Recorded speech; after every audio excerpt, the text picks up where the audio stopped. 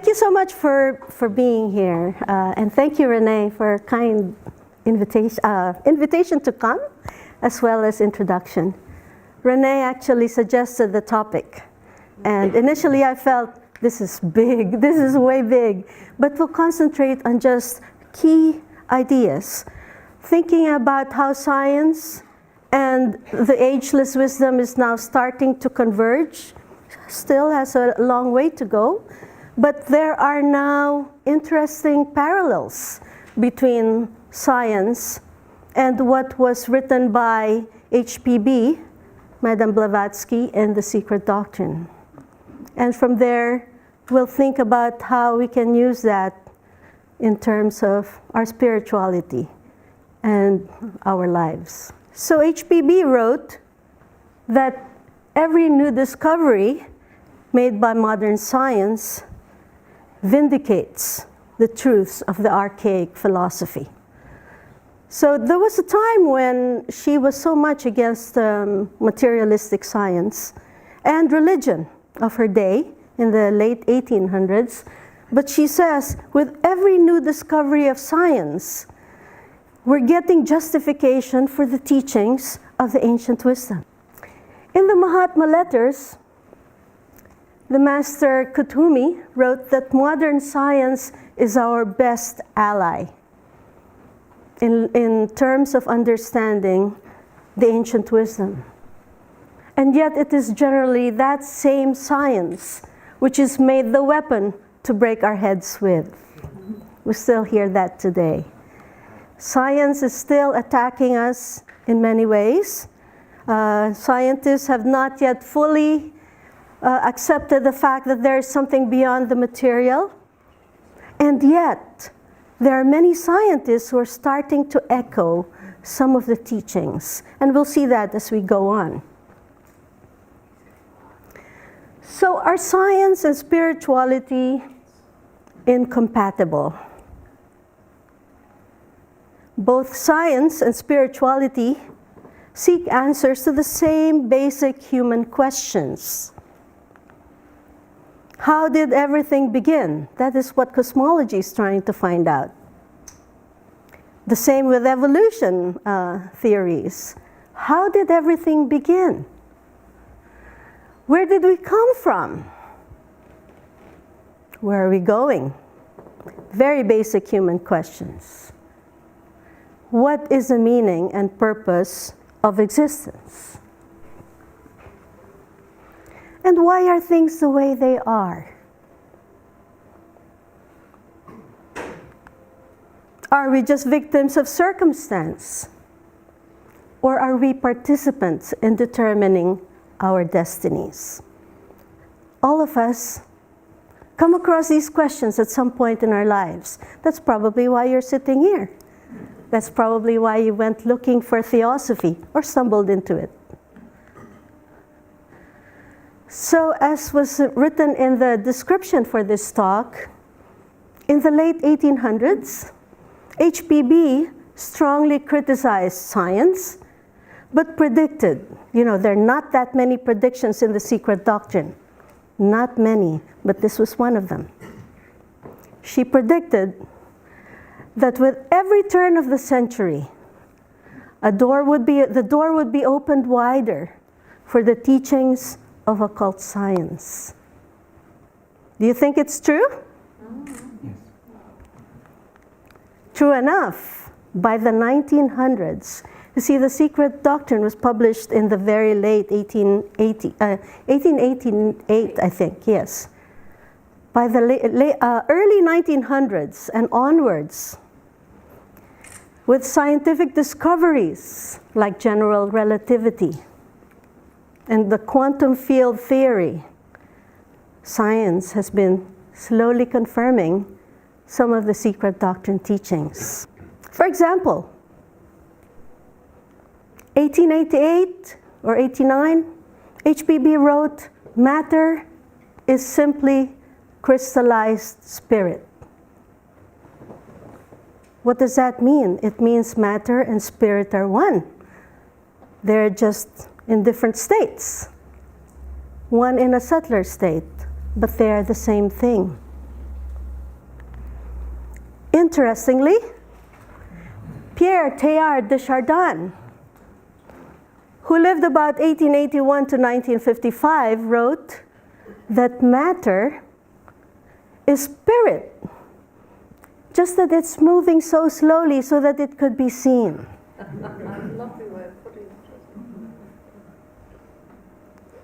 Basically the same thing, isn't it?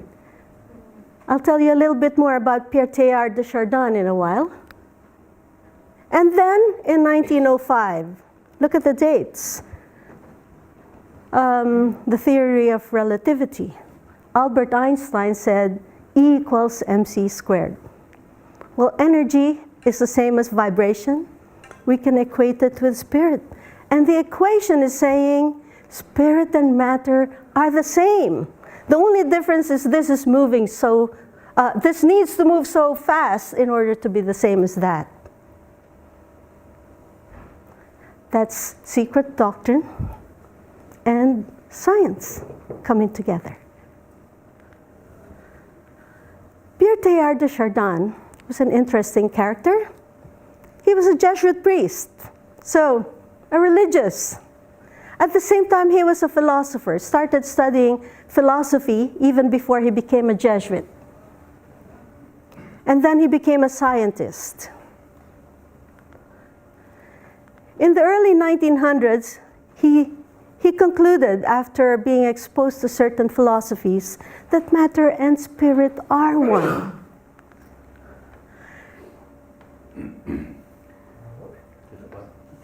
And that the universe is evolving through time. And that this evolution has a purpose. It is directed by some ultimate purpose. These were the conclusions of someone living in those early years in the 1900s. And what does he say about science and religion? Science, philosophy, and religion are bound to converge as they draw nearer to the whole. So when we're looking from afar, it looks like they're all different approaches. But when we come to the whole, to the middle, they're bound to converge. Renee said something to me the other day about Joy Mill's comments about the approach of Alice Bailey and the society, the Theosophical Society. She said that as you get to the middle, and you look at the whole from the middle, you will see that they are essentially saying the same things. If you look at the dates of Albert Einstein's life, they almost overlapped with Pierre Teilhard de Chardin. He was born just 2 years before, but they died the same year. Einstein said, "Science without religion is lame, and religion without science is blind," meaning they need each other. There are rumors that Einstein had a copy of The Secret Doctrine on his desk. And I think he may have gotten that from The Secret Doctrine, because HPB wrote that matter without spirit is blind and spirit without matter is lame. So Einstein said that science is necessary. It offers an understanding of the outer objective aspects, but also spirituality is necessary because it offers an understanding of the inner, subjective, and the symbolic aspects.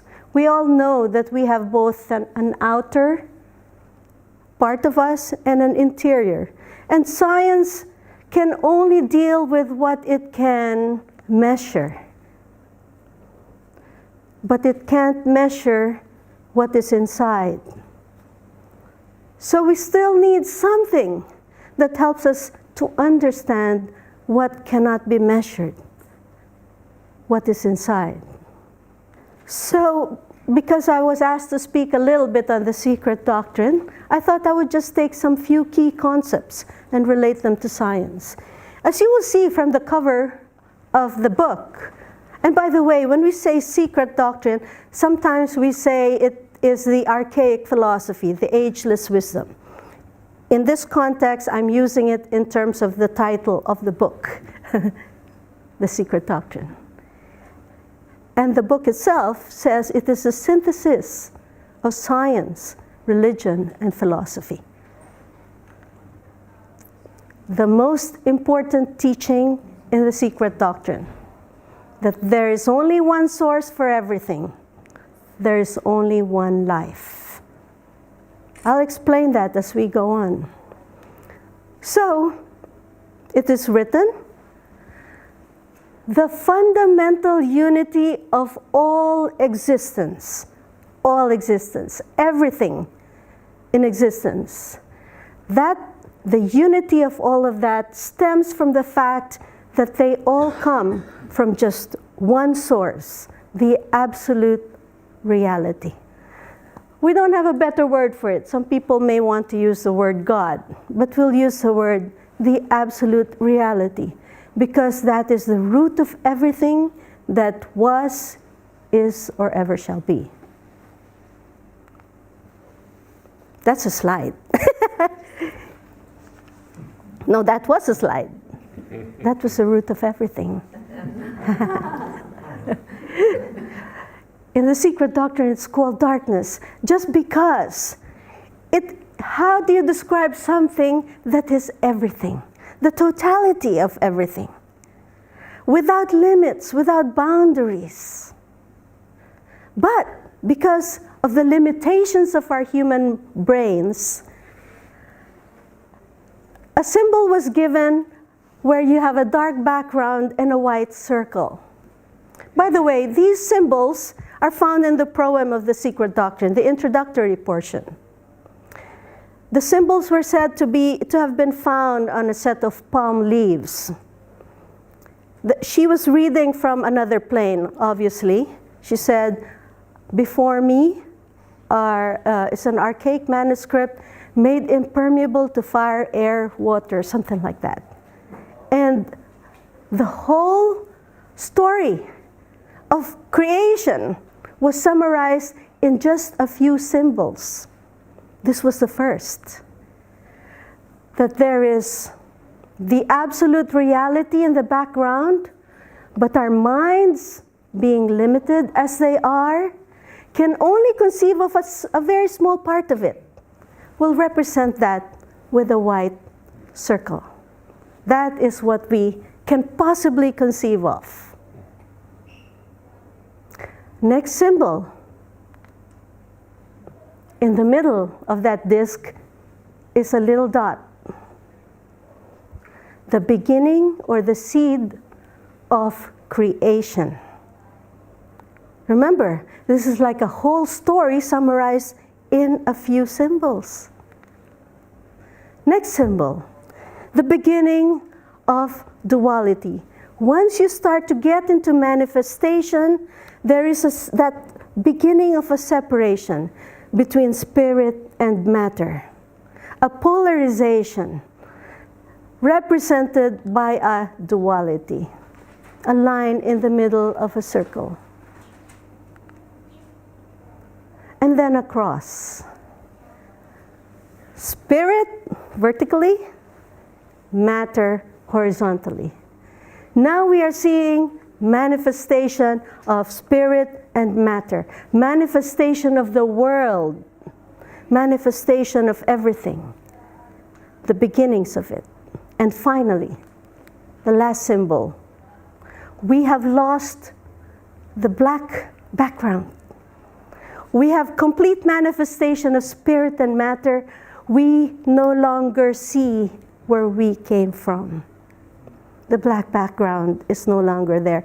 Our full consciousness is just within that white disc, which is now enlarged to be this whole thing. That's where we are. This, essentially, represents the coming out of the world from beginning with nothingness to a point and to finally manifestation. everything comes from a single point, essentially from nothing. And you will see that cosmology now says the same thing. Before I proceed, I want to tell you a story so you don't fall asleep on me. This is from the Upanishads, adapted from it. There was a very wise man who decided he was sending his son to study with a sage. So one day, he called his son, and he wanted to know whether the son had learned what's called Brahma Vidya. Brahma meaning God, Vidya meaning wisdom. Isn't that theosophy? Divine wisdom? So the son said, and the father had said, that is the science of all sciences. Have you learned it? Well, the son said, I've never even heard of such a thing. So the father decided he was going to teach it to his son. And he said, go and find the seed, the fruit of the banyan tree. The banyan tree you'll find in India. Many of you have been there. And he said, what is inside the fruit of the banyan tree? So he opened it and he said, oh, I see a number of seeds, many seeds, innumerable seeds, tiny ones, hard to count. And the father said, well, what is within the seed? So the boy tries to look at the seed, which is very, very small, and he said, Father, there's nothing there. Nothing. So the father said, that which you call nothing is the cause of that giant banyan tree. That which we think is nothing is what produces this wholeness, because the banyan tree starts with one tree, grows and produces a branch that drops a root into the ground and grows another tree, and so on and so forth. So all of these branches that became new trees are still connected to the original tree. And all of this came from that one seed. The little seed of the banyan is like the germ of the universe, the dot. And from it emanates a grand form of life. The innumerable branches and roots all make up the whole. They look like all different trees. They look like many trees, but they are one tree. Does that sound like us?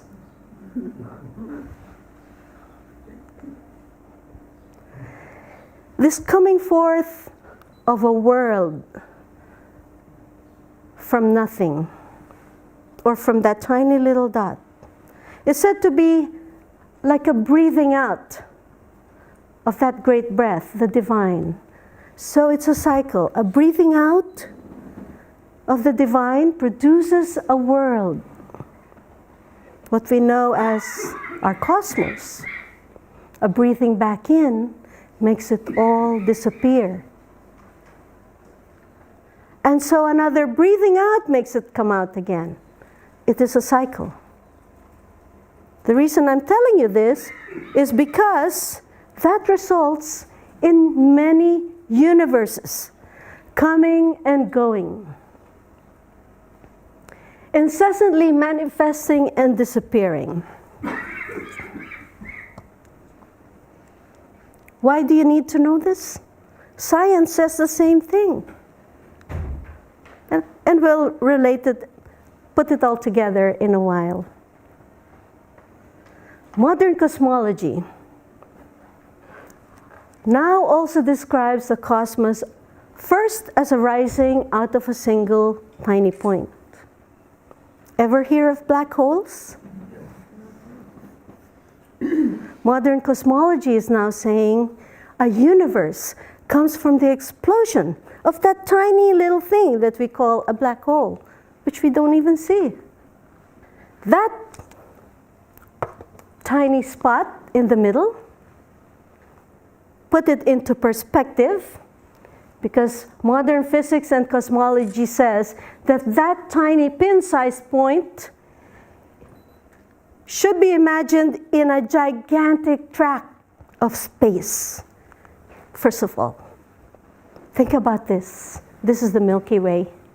The Milky Way galaxy is just one out of billions of galaxies. Our sun is a tiny little speck there. Our Earth is an invisible speck there. Now imagine that you have a full stop, a period on Earth. What does it look like when you're looking at the entire galaxy? It looks like nothing. But from that pin-sized point, and this is science speaking, you get this dramatic explosion that gives rise to our cosmos. That raw energy of that explosion transforms into the tiny subatomic particles, which are the first matter in the universe. And then, of course, eventually, the primordial matter, which were first formed, now start to coalesce eventually to produce the planets and the universes, the solar systems. So essentially, from that little point, which is like nothing, we have everything. Universes emerge from black holes, and eventually these stars collapse back into a black hole, again in a cycle, similar to what we heard earlier, a formation and a disappearance, yes? Black holes have been observed astronomically. So it's not just a theory or somebody's dream anymore. They know it's happening. They have seen stars collapsing into black holes and again emerging from them.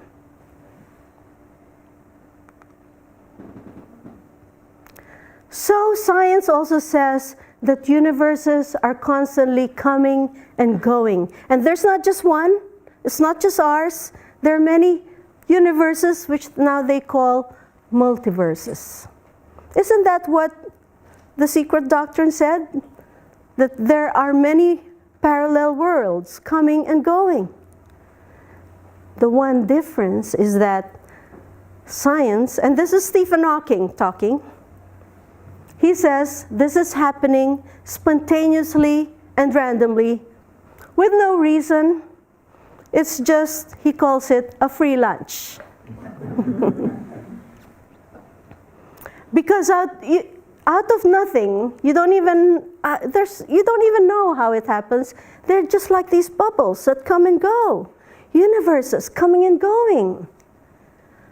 He says it's the ultimate free lunch. What are we seeing here? We're seeing patterns. We think about what interest do we have in cosmology? Oh, that's too far away from us. We don't even need to know about all the cosmos. We're so detached from it. But there are patterns. The patterns are reflected in every aspect of nature. They repeat themselves above and below. So, for example, we came from a dot.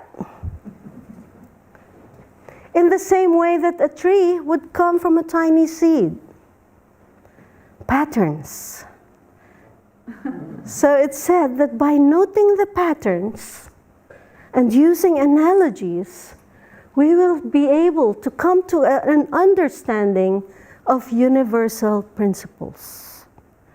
So what is happening to form a human being, the bodies that we have, is a similar situation as what's happening to form a world.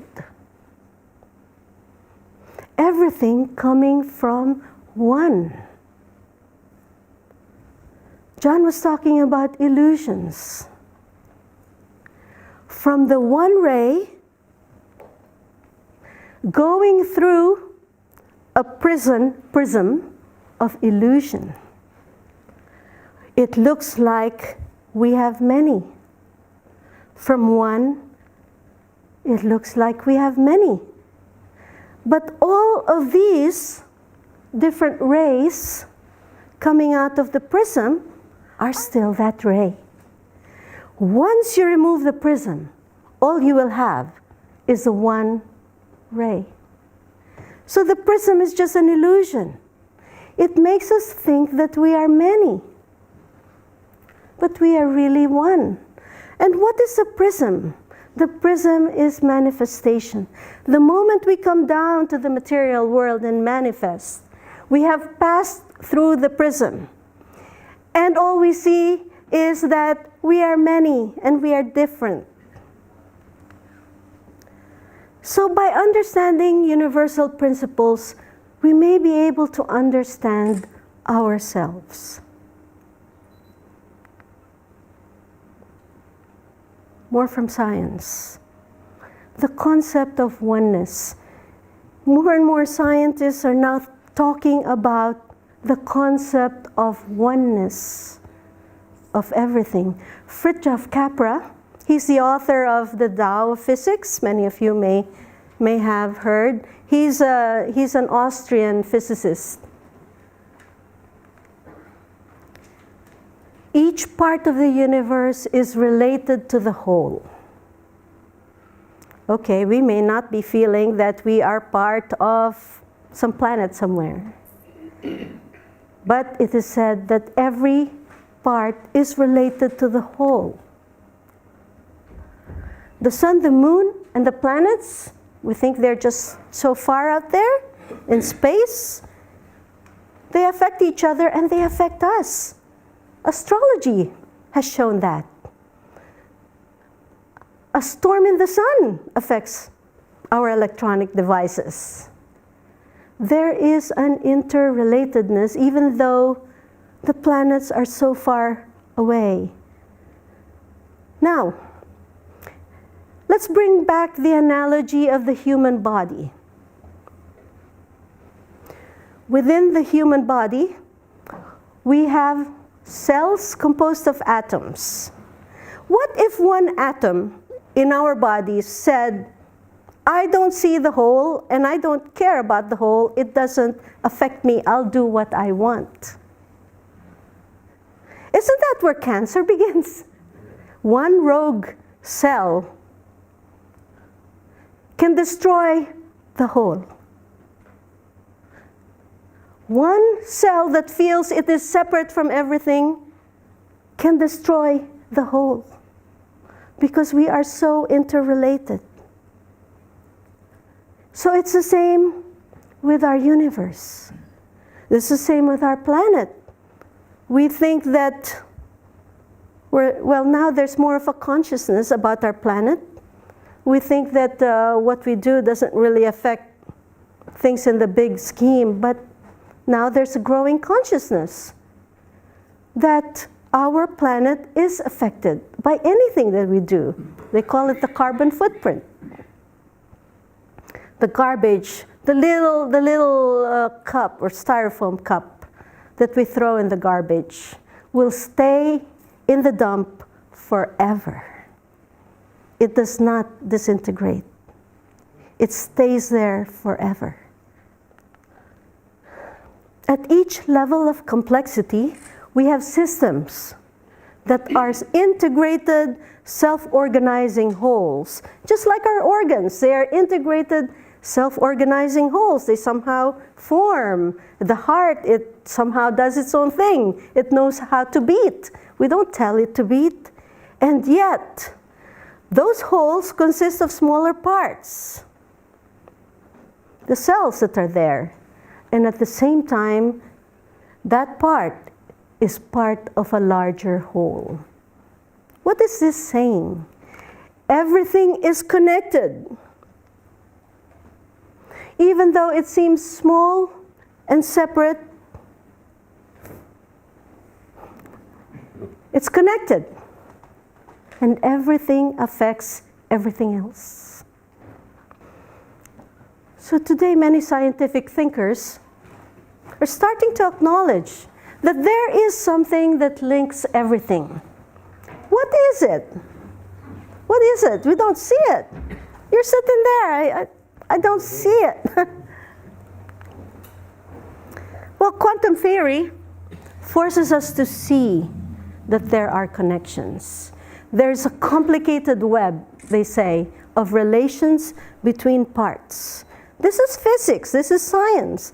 They're saying that there's a complicated web of relationships between everything. An example that is closer to us. Twins have a special bond. Do you know of any twins? We have someone in Crotona who has a twin sister living in Denmark. When one is sick, the other feels it. How is this happening? One decided to suck his toe and the other one decided he was going to do the same.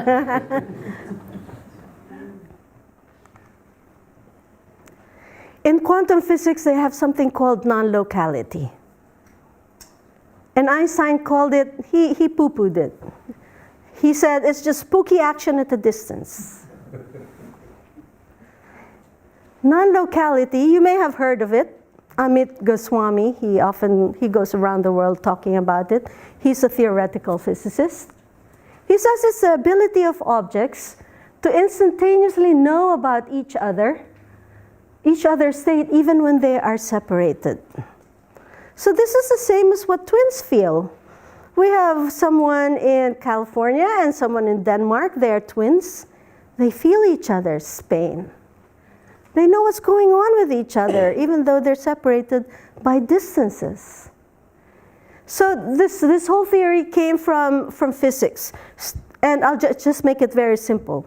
It is simply that when you have two particles, electrons, which are very close to each other because maybe they were generated together, they're called maximally entangled. They're entangled. They're like us when we find someone we love and we are so close to each other, we almost can hear each other's thoughts. What they found is when they split these electrons and put one very far away, the equivalent of billions of light years, if you did one thing to one of them, the other one reacts. How?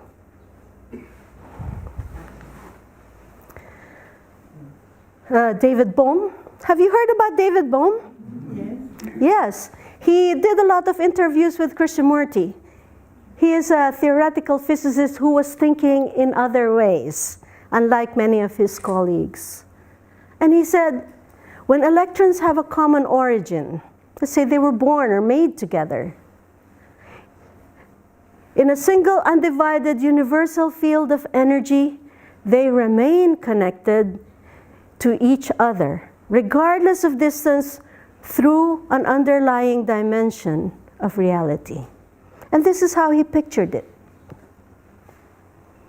For us, who are on the outer, whose consciousness are on the outer layer of things, we still have an interconnectedness that goes through the heart of everything.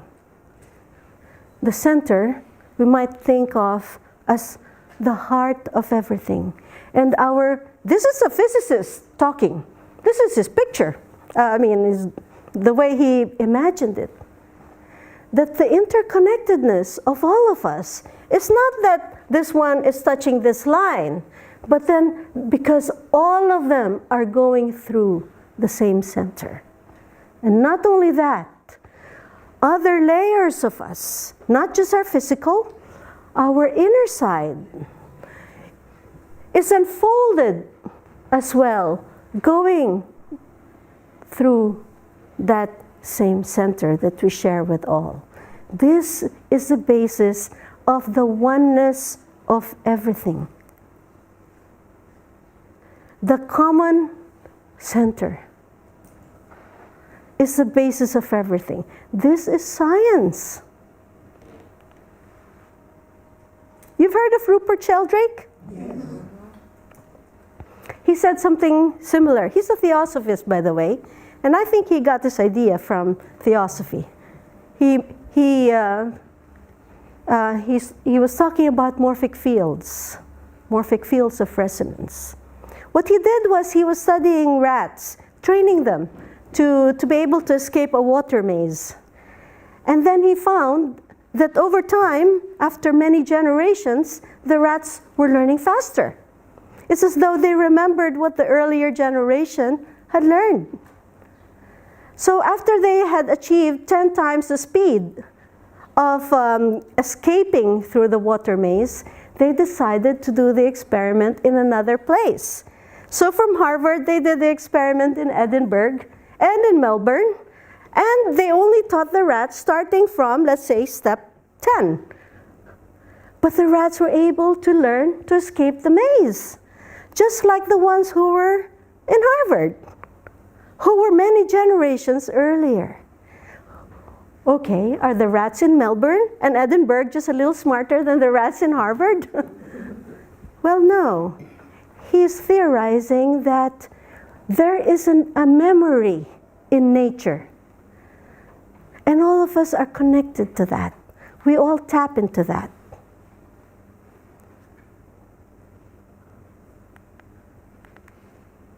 The morphic fields of social groups connect together members of the group even when they are many miles apart.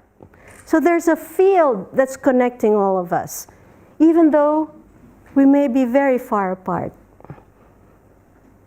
And these fields provide the channels of communication through which organisms can stay in touch at a distance. So he says this is why there's such a thing as telepathy. This is why sometimes we can read someone's thoughts.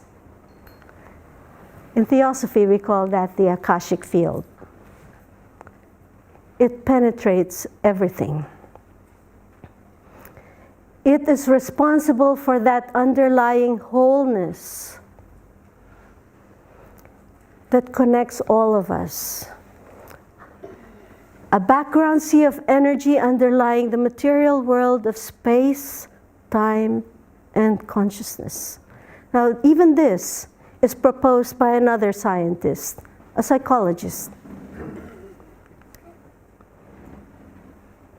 So, in The Secret Doctrine, HPB said that wholeness and brotherhood rests on the fact that we all have a common soul. We may be here, but we all have a common soul.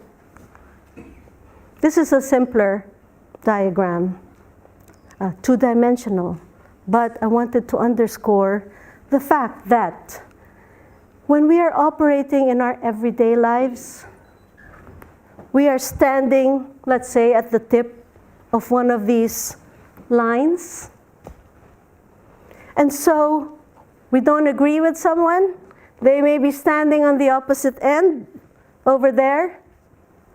We feel we're not the same. We don't feel we are one.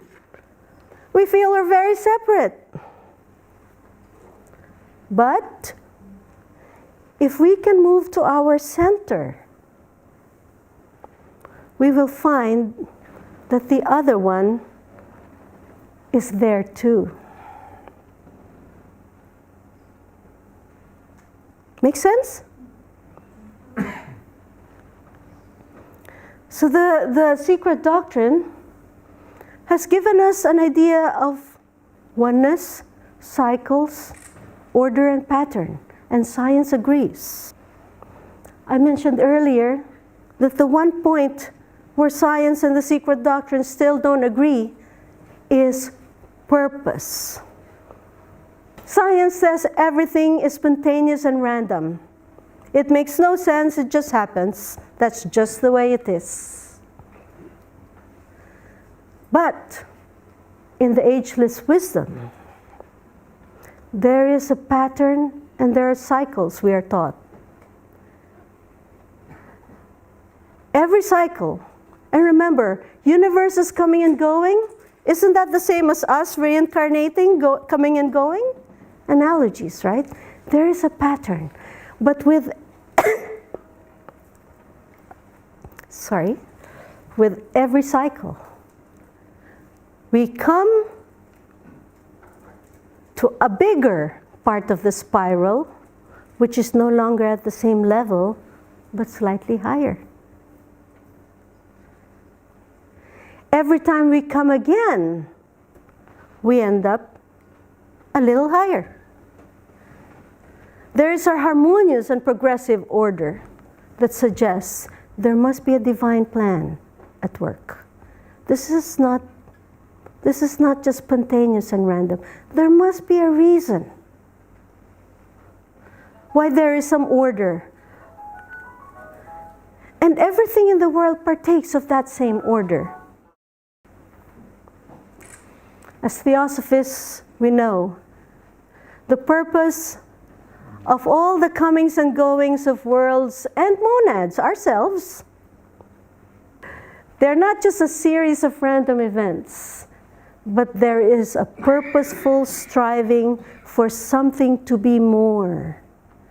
We all come to a point in our lives when we look for something more. We look for meaning. We look for fulfillment. We feel an emptiness. We know that there is more.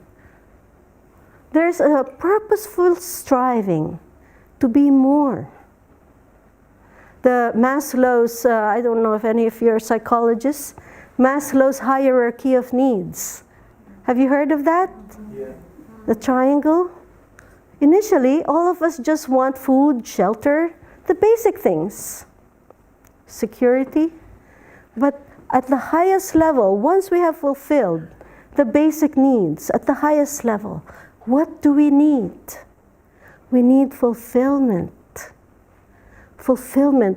We're looking for something else that allows us to express ourselves to the full. The happiest people are the ones who can express themselves to the full or fullest. So, the last point that I want to cover from the secret doctrine and from theosophy, as many of you would know, is that this is all a pilgrimage whose mission is the expansion of consciousness to attain the full realization of the higher life. But it doesn't come automatically. It comes through personal effort and merit, but also because we are one. If we want to advance, we cannot do it alone. We all have to advance together. How can we leave someone behind when we are that too? We are a whole. One cannot advance without another. And this is where spirituality comes in. True brotherhood is the realization of that unity, and true spirituality is the living of it. That we must realize we are the other. We are told that the first step is to live to benefit mankind. Is that easy? We tend to think about just whatever we need, the pressing needs of the moment. But I propose one way is when we are standing at the end of each ray, that ray could be us, we could, through feeling each other's pain or feeling for another, feel these connections. even from where we stand. Feel the connections through compassion, through understanding what another may be going through. In doing so, we would have an inkling of that oneness. We may not be at the center, but we may be feeling the connections.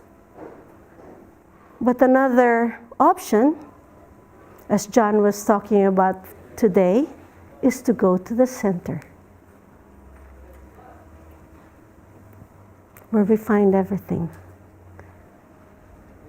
Jeffrey Hudson, who many of you know, proposed that we could get to that center by chanting, as John mentioned today, the Om. The Om, 2 letters. Om. Om is the vibration of the whole universe. The Om is the source of everything. The Om is the center of everything. I used to be against Sanskrit in texts. I was like, why do they have to put Sanskrit? No one understands that. That's an old, dead language. Until I learned that in Sanskrit, every word is not just a word, it is a vibration. And so the Om is a vibration of the universe. And so Jeffrey Hudson says, if you can sound the Om, you can feel the universe. It's a practice. We can try it as we close. I have a little bit of a cough. I could probably not chant very well. Help me. Why don't we sit quietly and take a deep breath and just sound the Om. When you do so, try one thing. Don't listen to what the sound is like that's coming from you. Feel the vibration that is linking all things. Feel. Because everything has been intellectual, all in the mind.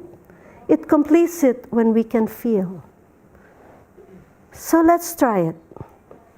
3 times. A deep breath. Say it once. And then breathe again. Repeat. Thinking always about the vibration of oneness from all.